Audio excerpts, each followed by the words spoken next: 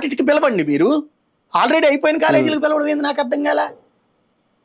పులివెందులు అదని ఇవన్నీ కన్స్ట్రక్షన్ అయిపోయినాయి. పులివెందులు సీట్లు కూడా ఇచ్చారు కదా, ఇస్తే వద్దని కదా వీళ్ళు ఆపింది.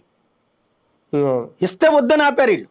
భారతదేశంలో ఇంత నిస్సిగ్గుగా మెడికల్ సీట్లు వస్తుంటే వద్దని చెప్పినటువంటి ప్రభుత్వం భారతదేశంలో ఎవడూ లేడు. ఇంత సన్నాసులు ఎవడూ లేడు. మా సీట్లు వద్దన్నోడు. పాడేరు కూడా వద్దంటే నువ్వు తీసుకోవాల్సిందే కేంద్రం, ఎస్టీ ఏరియా కాదు. అప్పుడు బిగిన్ చేశారు.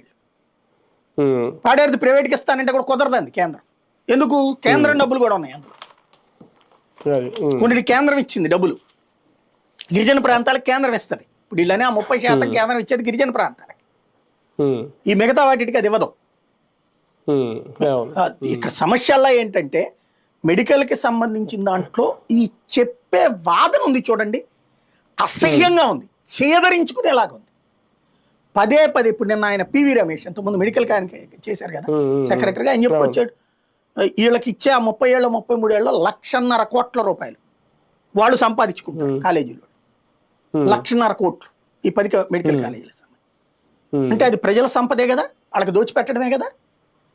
అసలు నాకు అర్థం కానిది ఏంటంటే మెడికల్ కాలేజీ ఉంటే నీ దగ్గర గవర్నమెంట్ మెడికల్ సీట్లు మన రాష్ట్ర పిల్లలే కదా బాగుపడేది, మన రాష్ట్ర పిల్లలే కదా బాగుపడేది.